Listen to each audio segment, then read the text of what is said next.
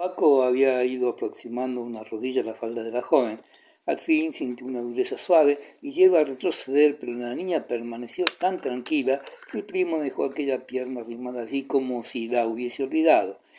La inocencia de Delmira era tan poco espantadiza que Paco hubiera podido propasarse a pisarla un pie sin que ella protestase, a no sentirse lastimada. Además, pensaba la joven, estas son cosas de aquí. La tradición contaba mayores maravillas de la casa de los tíos.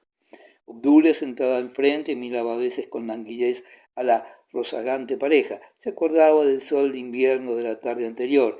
Paco ya lo había olvidado. No pensaba más que en aquella hermosura fresca, oliendo a hierba y romero, que le venía de la aldea a alegrarle los sentimientos. Pero la viuda, después de consagrar un recuerdo triste a su desvaneo de la víspera, se volvió al magistral insinuante, provocativa, procuraba marearle con sus perfumes, con sus miradas de telón rápido y con cuantos recursos conocía y podían ser empleados contra semejante hombre y en tales circunstancias. De Paz respondía con mal disimulado desapego a las coqueterías de Obdulia y no le agradecía ni siquiera el holocausto que le estaba ofreciendo de los obsequios de Joaquín Orgaz, que ella desdeñaba con mal disimulado énfasis. A Joaquinito le llevaban los demonios. Aquella mujer era una tal, y lo decía en flamenco para sus adentros, pues no le estaba poniendo Barça al provisor. Esto, que no lo notaran o fingían no verlo los demás convidados, lo estaba observando él por lo que le importaba, pero no se daba por vencido. Insistía en galantear a la viuda, fingiendo no ver lo del magistral. Ordinariamente, Obdulia y Joaquinito se entendían. Señor, si había llegado a darle cita en una carbonera, verdad era que él no podía vanagloriarse de haber tomado aquella plaza desmantelada, no había gozado de los supremos favores todavía, y en fin, anticipos, arras, o como quisiera llamarse, eso sí, como él llegara a vencer por completo, y así lo consideraba, ya le pagaría ella aquellos desdenes caprichosos, aquellos cambios de humor y aquella humillación de proponerle a un carca.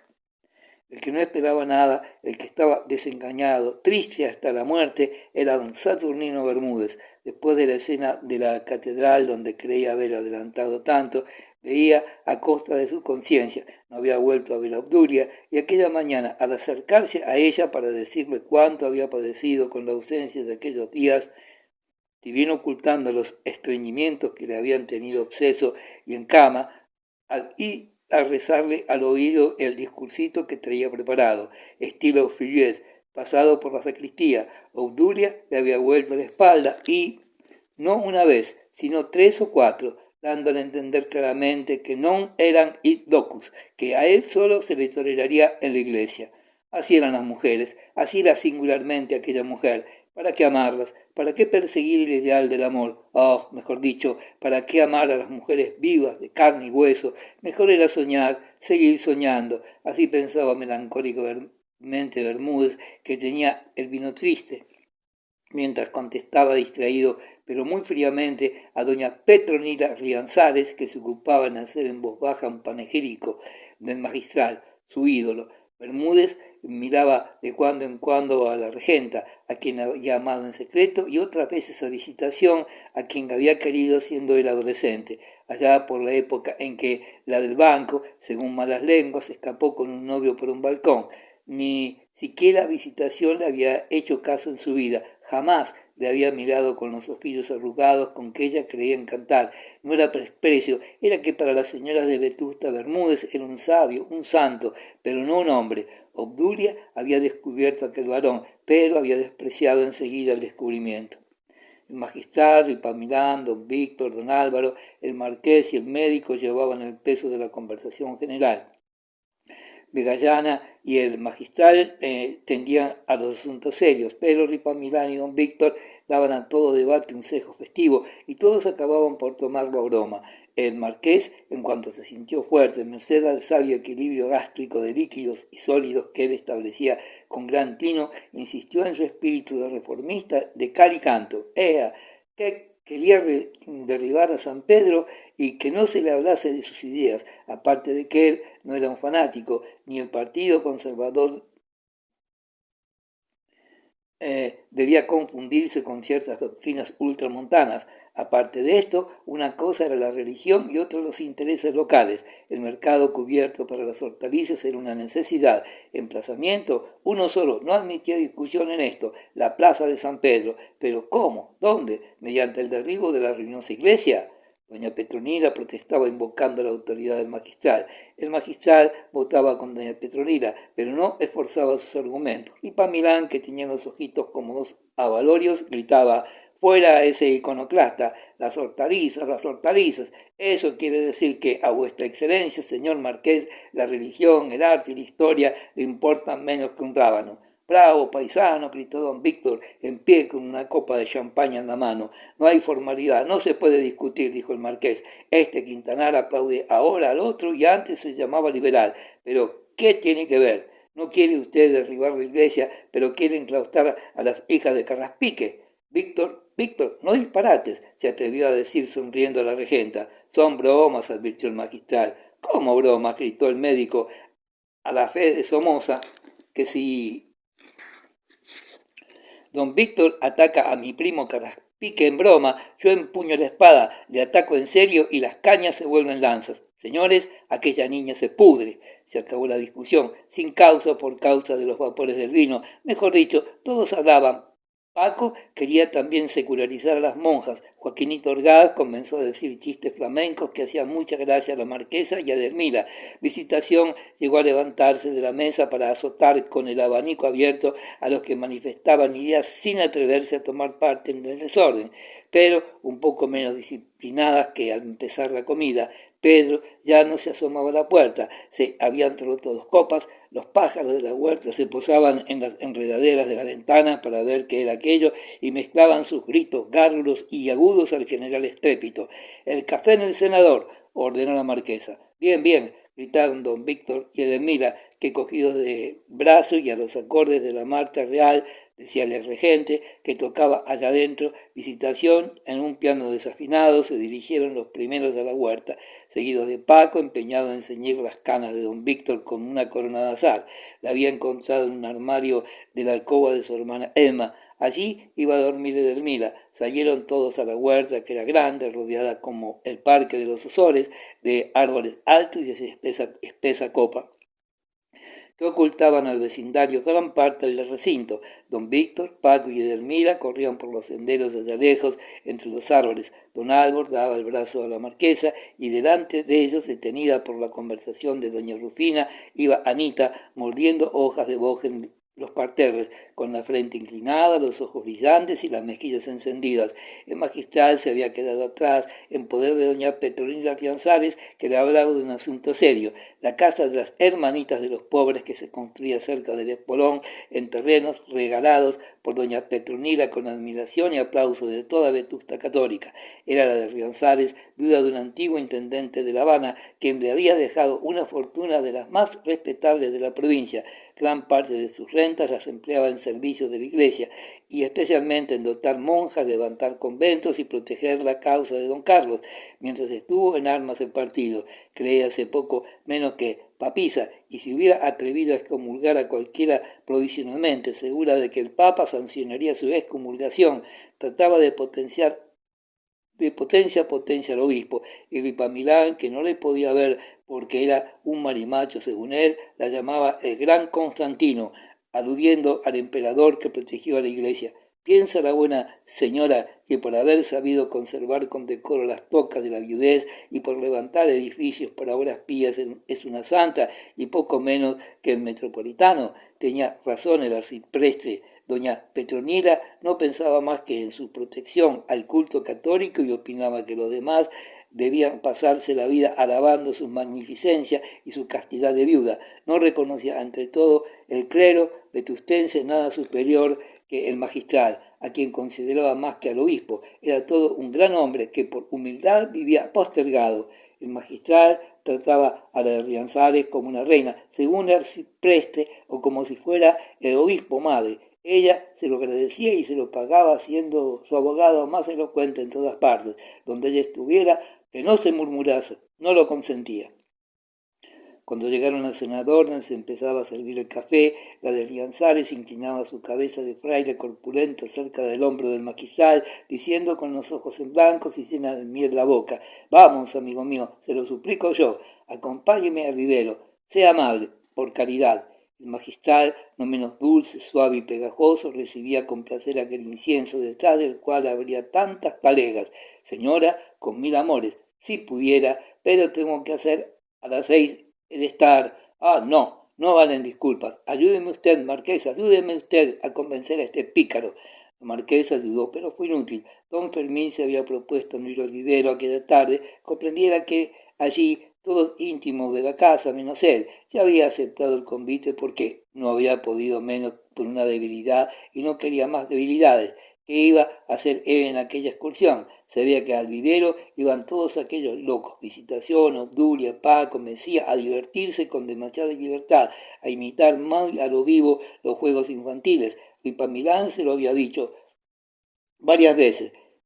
Ripamilán iba sin escrúpulos, pero ya se sabía que el arcipreste era como él. De Paz no debía presenciar aquellas escenas que, sin ser precisamente escandalosas, no eran para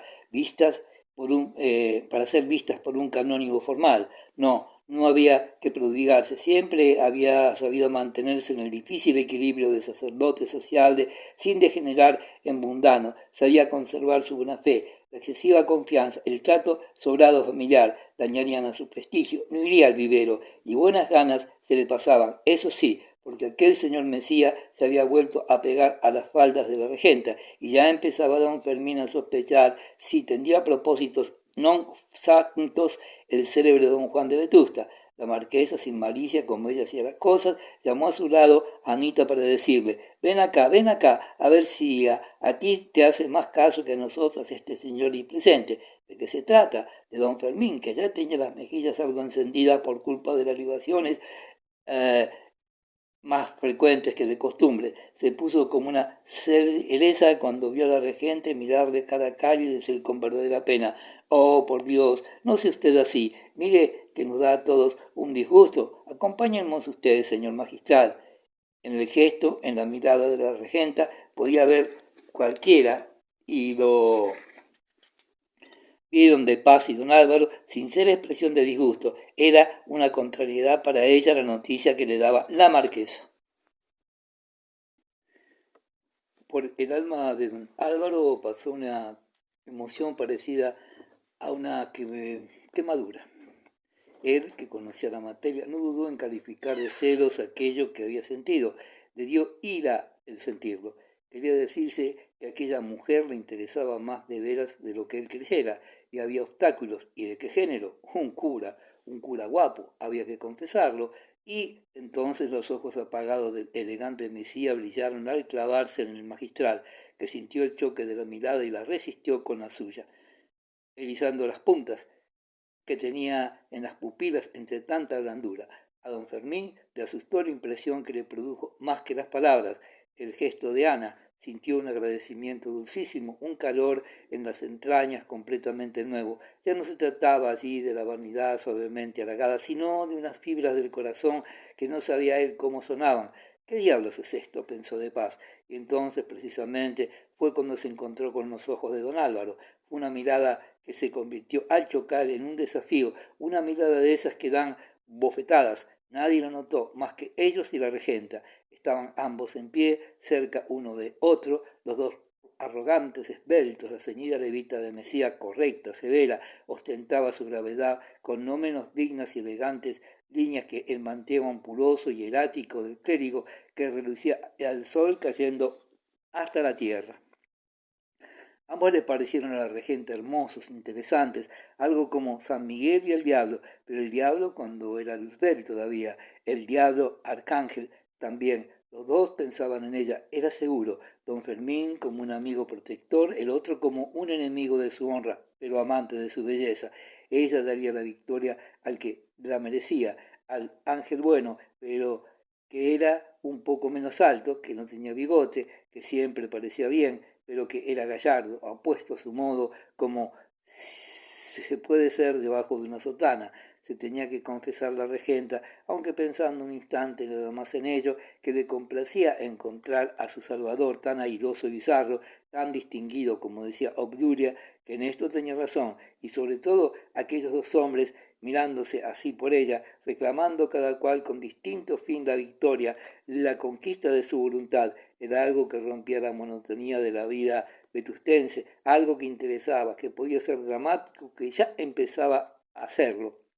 El honor, aquella quisicosa que andaba siempre en los versos que recitaba su marido, estaba a salvo, ya se sabe, no había que pensar en él. Pero bueno sería que un hombre de tanta inteligencia como el magistral la defendiera contra los ataques más o menos temibles del buen mozo, que tampoco era rana, que estaba demostrando mucho tacto, gran prudencia y, lo que era peor, un interés verdadero por ella. Eso sí, ya estaba convencida, don Álvaro no quería vencerla por capricho ni por vanidad, sino por un verdadero amor. De fijo, aquel hombre hubiera preferido encontrarla soltera. En rigor, don Víctor era un respetable estorbo, pero ella le quería, estaba segura de ello, le quería con un cariño filial, mezclado de cierta confianza conyugal, que valía por lo menos tanto a su modo como una pasión de otro género, y además, si no fuera por don Víctor, el magistral no tendría por qué defenderla, ni aquella lucha entre dos hombres distinguidos que comenzaba aquella tarde tendría razón de ser. No había que olvidar que don Fermín no la quería ni la podría querer para sí, sino para don Víctor. Cuando Ana se perdía en estas y otras reflexiones parecidas, se oyó la voz de Obdulia que daba grandes chillidos pidiendo socorro. Los que tomaban pacíficamente café bajo la glorieta acudieron al extremo de la huerta. ¿Dónde están? ¿Dónde están? Preguntaba asustada la marquesa. En el columpio, dijo el médico don Robustiano. Era un columpio de madera como los que se ofrecen al público madrileño en la romería de San Isidro, aunque más elegante y fabricado con esmero. En uno de los asientos, que imitaba la barquilla de un globo, en cuclillas, sonriente y pálido, don Saturnino Fernández, como a una vara del suelo, inmóvil, hacía la figura más ridícula del mundo, con plena conciencia de ello, y más ridículo por sus conatos de disimularlo, procurando dar a su situación un aire de tolerable que no podía tener. En el otro extremo, en la barquilla opuesta, que se había enganchado en un puntal de una pared, restos de andamiaje de su obra reciente, ostentaba los llamativos colores de su falda y su exuberante persona, Obdulia Fandiño, agarrada a la nave como un náufrago del aire, muy de veras asustada y coqueta y aparatosa en medio del susto y de lo que ella creía peligro. No se mueve usted, gritaba don Víctor, haciendo aspavientos debajo de la barquilla y probablemente viendo lo que a Obdulia en aquel trance a lo menos no le importaba mucho ocultar. No te muevas, no te muevas, mira que si te caes te matas, decía Paco, que buscaba algo para desenganchar el columpio. 3,5 metros, dijo el marqués, que llegó a tiempo de dar la medida exacta del batacazo posible. A ojo, como él decía siempre, los cálculos geométricos. El caso era que ni don Víctor, ni Paco, ni Orgaz podían por su propia industria arbitrar modo de subir a la altura de aquel madero y librar la Obdulia. Tuvo la culpa Paco, decía Visitación, ceñida con una cuerda las piernas por encima del vestido. Empezó demasiado fuerte para que se cayera Saturno, y ¡zas! Subió la barquilla allá arriba y al bajar se enganchó en ese palo. Obdulia no se movía, pero gritaba sin cesar. No grites, hija, decía la marquesa, que ya no la miraba por no molestarse con la incómoda postura de la cabeza echada hacia atrás. Ya te bajarán. Probó el marqués a encaramarse sobre una escalera de mano de pocos travesaños que servía al jardinero para recortar la copa de los arbolitos y las columnas de boj, pero el marqués, aún subido al palo más alto, no llegaba a tomar la barquilla del columpio, de modo que pudiera hacer fuerza para descolgarla. Que llamen a Diego, a Bautista, decía la marquesa. Sí, sí, que venga Bautista, gritaba Obdulia recordando la fuerza del cochero. Es inútil, advirtió el marqués. Bautista tiene fuerza, pero no alcanza más de mi estatura. No hay más remedio que buscar otra escalera. No la hay en el jardín, sabe Dios dónde aparecerá. Por Dios, que ya me mareo, que me caigo de miedo. Entonces don Álvaro, a quien Ana había dirigido una mirada animadora y suplicante, se decidió. Rato hacía que se le había ocurrido que él, gracias a su estatura, podía tomar cómodamente la barquilla y arrancarla de sus prisiones. Pero ¿qué le importaba a él, Obdulia? Podía hacer una figura ridícula y mancharse la levita. La mirada de Ana le hizo saltar a la escalera. Por fortuna era ágil. La regenta le vio tan airoso, tan pulcro y elegante en aquella situación de farolero como paseando por el espolón. ¡Bravo, bravo!, gritaron Edelmira y Paco al ver los brazos del buen mozo entre los palos de la barquilla del columpio. «No me tires, no me tires», gritó Obdulia, que sintió las manos de su ex amante debajo de las piernas. Visita le dio un pellizco a Edelmira, a quien ya tuteaba. La chica se fijó en la intención del pellizco porque se había fijado en el tratamiento. Le había llamado de tú. «Esté usted tranquila, no va con usted nada», respondió don Álvaro, ya arrepentido de no haber cedido al ruego tácito de Anita. Empleaba largos preparativos para colocar los brazos de modo que hicieran la fuerza suficiente para levantar el columpio a pulso. Al intentar el primer esfuerzo, que desde luego resultó inútil, pensó en la cara que estaría poniendo el magistral. «¡Aupa!», gritó abajo la visitación para mayor ignominia. «No puede usted, no puede usted, no lo mueve usted, es peor. Me voy a matar», gritó Blasfandiño. Los demás callaban. «Estate quieta», dijo en voz baja, ronca y furiosa don Álvaro, que de buena gana la hubiera visto caer de cabeza, e intentó el segundo esfuerzo sin fortuna. Aquello no se movía, sudaba más de vergüenza que de cansancio. Un hombre como él debía poder levantar a pulso aquel peso. Deje usted haber sido autista», dijo la marquesa. «Demonios de chicos. Bautista no alcanza», observó otra vez el marqués. «Otra escalera, que vayan a las cocheras, allí debe de haber». Don Álvaro vio el tercer empujón inútil, miró hacia abajo como buscando modo de librarse de parte del peso. En el otro cajón, debajo de sus narices, en actitud humilde y ridícula, vio a don Saturnino en cuclillas, inmóvil, olvidado por todos los presentes. Mesía no pudo menos de sonreír, a pesar de que le estaban llevando los demonios. Con deseo de escupirle miró a Bermúdez, que le sonreía sin cesar, y dijo con calma forzada: «Hombre, pues tiene gracia, así se está usted. Usted se piensa que yo hago juegos de Alcides y me pone ahí en calidad de plomo». Carcajada general. «Sí, ríanse ustedes», exclamó Obdulia, «pues el lance es gracioso». «Yo», balbució Bermúdez, «usted dispense, como nadie me decía nada, creí que no estorbaba, y además creía que al bajarme pudiese empeorar la situación de esa señora. Alguna sacudida». «Ay, no, no, no se baje usted», gritó la viuda con espanto. «¿Cómo que no?», rugió furioso don Álvaro. «¿Quiere usted que yo levante a ese armatoste con los dos encima y a pulso? Es que yo no veo modo, si no me ayudan. Está tan alto esto». «Una vara escasa», advirtió el marqués. Paco tomó en brazos a don Saturno y le sacó del cajón nefando. «Ahora», dijo, «nosotros te ayudaremos empujando desde aquí abajo». «Eso es inútil», observó el magistral con una voz muy dulce. Como el madero, aquel se ha metido entre los dos palos de la banda. Si no se alza a pulso todo el columpio, no se puede desenganchar». «Es claro», bramaba desde arriba el otro, y probó otra vez su fuerza. Pero Bermúdez pesaba muy poco, por lo visto porque don Álvaro no movió el pesado artefacto. El elegante se creía la vergüenza en la picota, y de un brinco que procuró que fuese gracioso se puso en tierra, sacudiendo el polvo de las manos y limpiando el sudor de la frente, y dijo: «Es imposible, que se busque otra escalera. Ya podía estar buscada, si yo alcanzase», insinuó entonces el magistral, con modestia en la voz y en el gesto. «Es verdad», dijo la marquesa, «usted es también alto. Si llega, sí, llega», gritó Paco, que quiso darles a hacer títeres. «Si alcanza usted», concluyó Vegallana padre, «como tenga usted fuerza, y aquí nadie le ve». La difícil era subir a lo alto de la escalera sin hacer la triste figura con el traje talar. «Quítese usted el manteo», observó Ripamilán. «No hace falta», contestó De Paz, horrorizado ante la idea de que le vieran en sotana, y sin perder un ápice de su dignidad y su gravedad, ni de su gracia, subió como una ardilla al travesaño más alto, mientras el manteo flotaba ondulante a su espalda.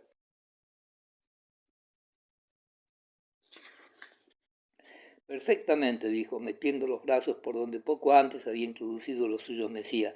Aplausos en la multitud. Obdulia comprimió un chillido de mal genio. Doña Petronila, estática, con la boca abierta, exclamó por lo bajo: ¡Qué hombre! ¡Qué lumbrera! Sin gran esfuerzo aparente, con soltura y gracia, el magistral suspendió en sus brazos el columpio que, libre de su prisión y contenido en su descenso por la fuerza misma que lo levantara, bajó majestuosamente. Somoza, Paco y Joaquín Orgaz ayudaron a Obdulia a salir del cajón. Maldito, el magistral tuvo una verdadera ovación. Paco le admiró en silencio. La fuerza muscular le inspiraba un terror algo religioso. Él había malgastado la suya en lides de amor. Tenía bastante carne, pero blanda. Don Álvaro disimuló difícilmente el bochorno. Mayor puerilidad, pero estaba avergonzado de veras. Además, él, que miraba a los curas como flacas mujeres, como un sexo débil especial a causa del traje talar y la lenidad que les imponen los cánones, acababa de ver en el magistral un atleta, un hombre muy capaz de matarle de un puñetazo si llegaba esta ocasión inverosímil. Recordaba Mesía que muchas veces, especialmente con motivo de las elecciones en las aldeas, había él dicho, pues al señor cura que no se divierta, que no abuse de la ventaja de sus faldas, porque si me incomodo le tomo por la sotana y le tiro por el balcón. Siempre se le había figurado, por no haberlo pensado bien, que a los curas, una vez perdido el respeto religioso, se les podía bofetear impunemente. No les suponía valor, ni fuerza, ni sangre en las venas. Y ahora aquel canónigo que tal vez era un poco rival suyo, le daba aquella leccioncita de gimnasia que muy bien podía ser una saludable advertencia.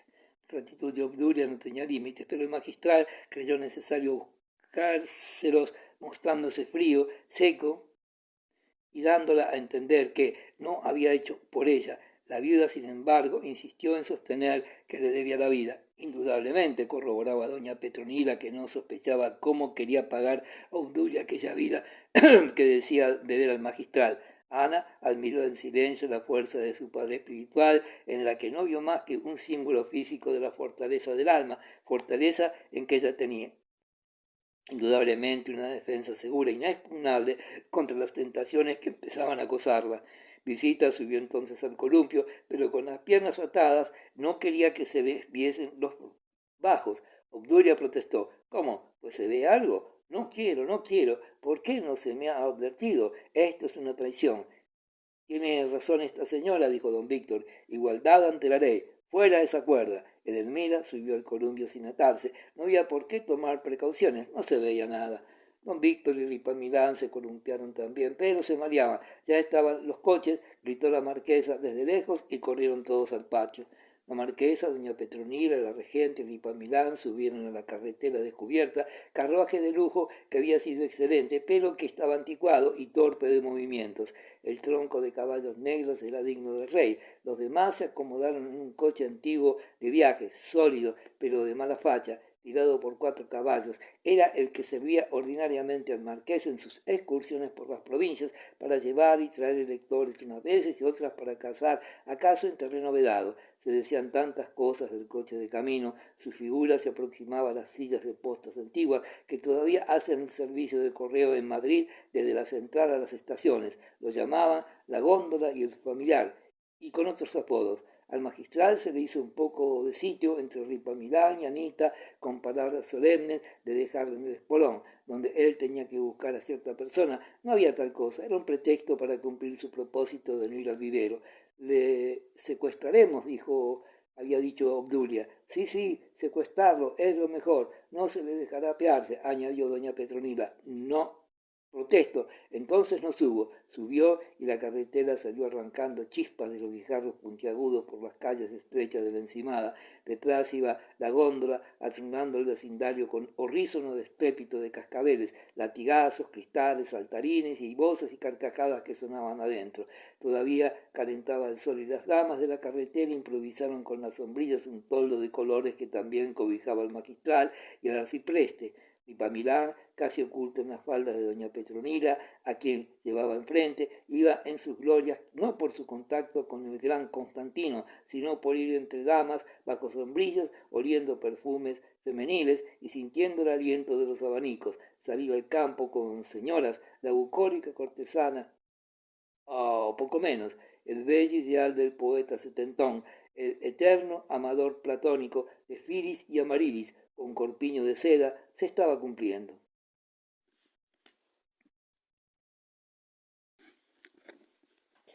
El magistral iba un poco avergonzado. Le pesaba por un lado y por otro no. La casualidad o lo que fuera de ir tocando con Ana, tocando apenas, por supuesto, ni ella ni él se movían. Él estaba turbado, ella no. Iba satisfecha a su lado, seguía figurándoselo como un escudo bien labrado y fuerte. Ella le quitaba el sol y él la defendía de don Álvaro. Si este señor viniera al vivero, no se atrevería el otro tal vez a acercarse, y si no, bah, se va a atrever. Claro, como allí cada cual corre por su lado, y Víctor es capaz de irse con Paco y Edelmira y hacer el tonto, el chiquillo, no, pues lo que es que le temo, no quiero que lo conozca, de modo que si se acerca, no huiré. Si este quiere venir, don Fermín le dijo cerca ya del espolón con voz humilde, con el respeto dulce y sosegado con que le hablaba siempre. Don Fermín.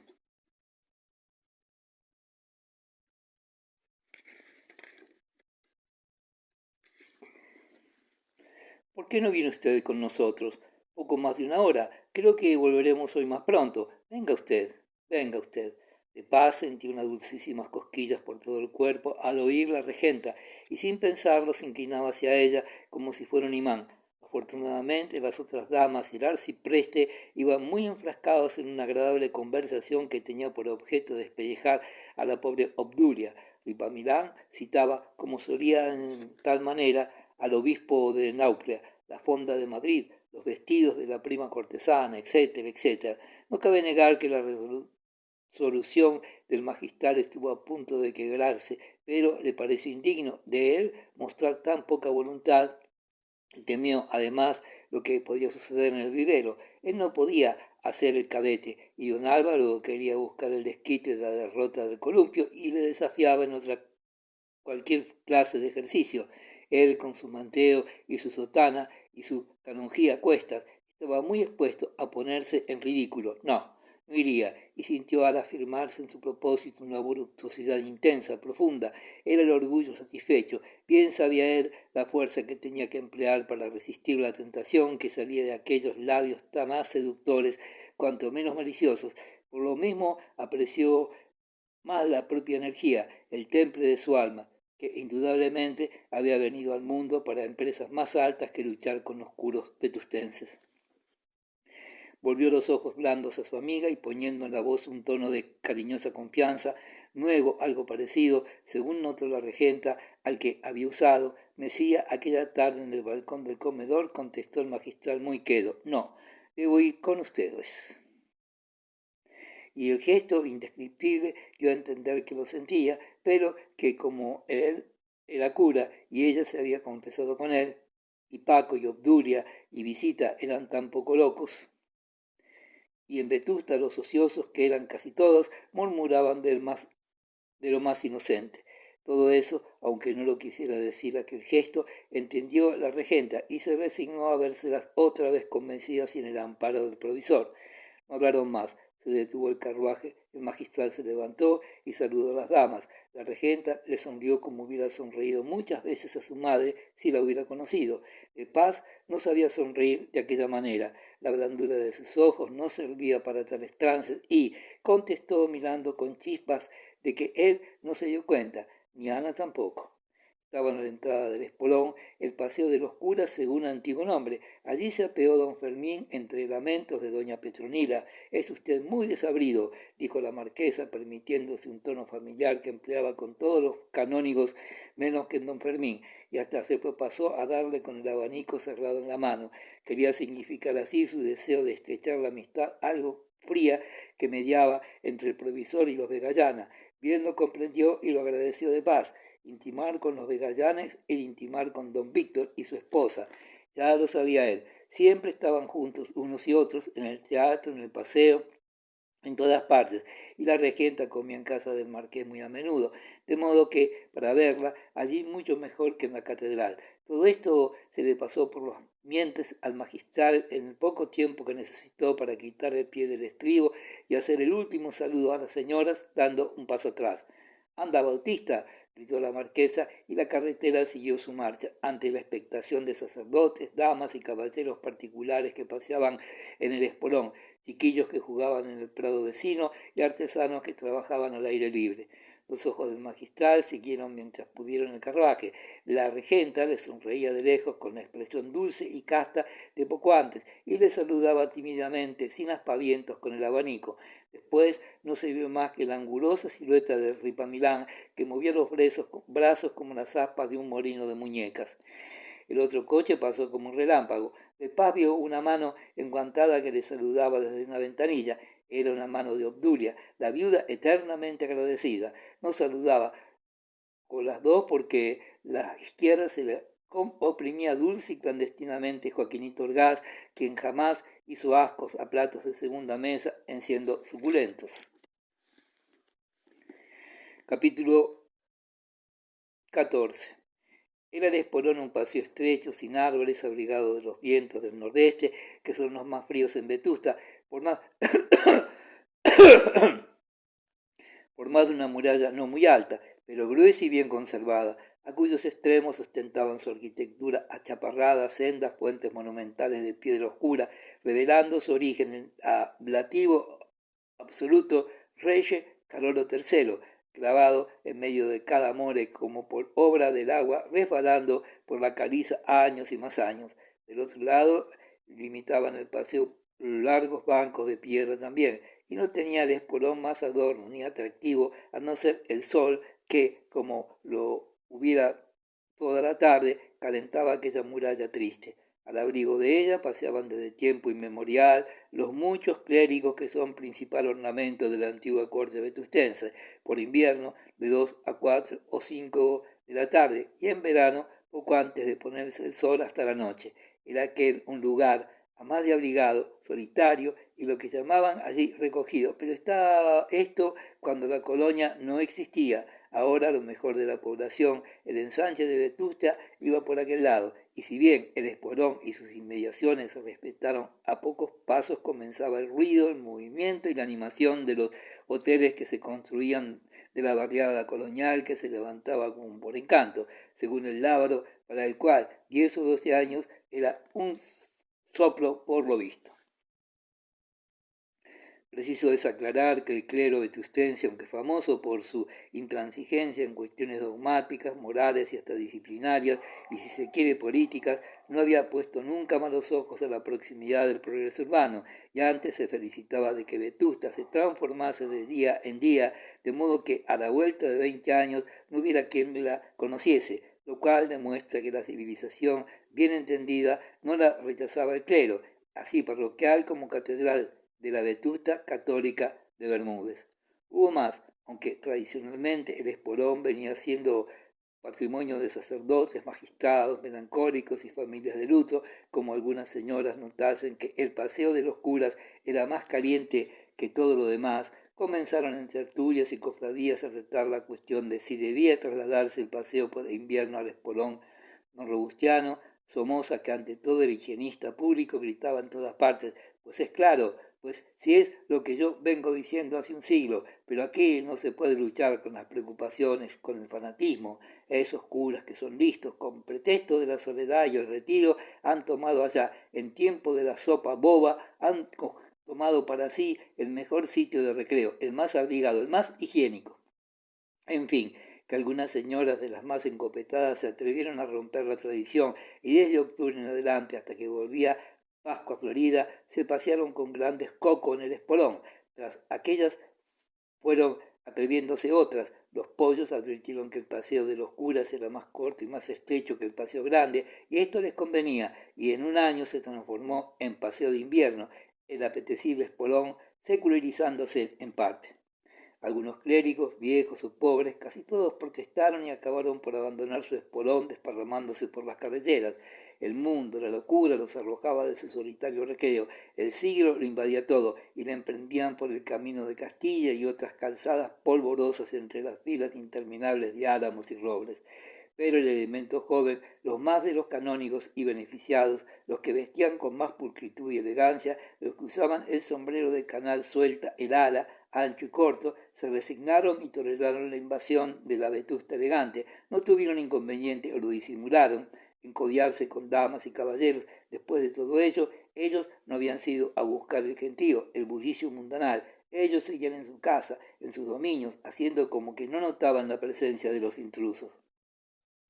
Tal vez esta nueva costumbre de la vida vetustense se debía en parte al gran esmero que se echaba de ver de poco acá en el traje de muchos sacerdotes, lo que se puede bien llamar juventud dorada del clero de la capital, tan envidiada por sus colegas de la montaña que, según ellos, todas las tardes de otoño y de invierno que hacía bueno al espolón, iba lo que se llama reluciente, parecían diamantes negros, y sin que nadie tuviera nada que decir, presenciaban las idas y venidas de las jóvenes elegantes y los que eran observadores podían notar las señales del amor, de la coquetería, en gestos, movimientos, risas, miradas y rubores, pero nada más.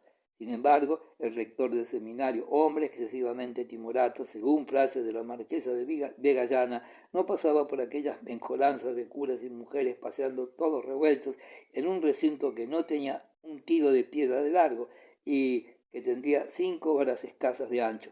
No, señor, le decía al obispo, yo no comprendo que pueda ser cosa inocente e inofensiva que un sacerdote tropiece con los codos de todas las señoritas majas del pueblo.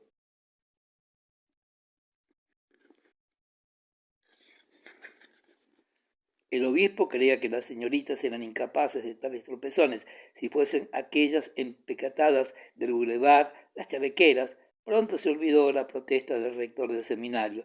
¿Quién hace caso de ese señor? Decía Visitación, la del banco, un hombre cerril, santo, eso sí, pero montarás. En fin, un hombre que me echó a mí de la sacristía de Santo Domingo, siendo yo tesorera del corazón de Jesús. Un hombre así, observaba Obdulia, debía pasar la vida sobre una columna, como San Simón Estilita. Acudió Trabuco, que estaba presente. Desde Pascuas Floridas hasta el equinoccio de otoño aproximadamente, los curas se quedaban casi solos en el espolón, pero en octubre volvían algunas señoras que tenían miedo a la humedad y a la influencia del arbolado. Allá arriba, en el paseo de verano, la tarde en que el carruaje de los Vegallanas dejó al magistral en la entrada del espolón, paseaban allí muchos clérigos y no pocos legos de edad y respetabilidad, pero pocas señoras. Sin embargo, las que había bastaron para comentar con abundancia de escorios y notas el hecho extraordinario de apearse el magistral de la carretera de los Vegallanas, donde todas con sus propios ojos, cada cual le acababan de ver al lado de la regenta. En nombrando el ruin de Roma, habían dicho muchos al ver aparecer la carretera. Los curas, valga la verdad, también hablaban de suceso inopinado, como lo llamaba Mourelo. El exalcalde Foja se paseaba en medio del arcediano, el ilustre Gloucester, y del beneficiado, don Custodio, el más amibarado presbítero de Vetusta. No solía el liberal usurero acompañarse de sotanas, pero aquellas tardes había juntado a los 3 enemigos del magistral. La importancia de los acontecimientos.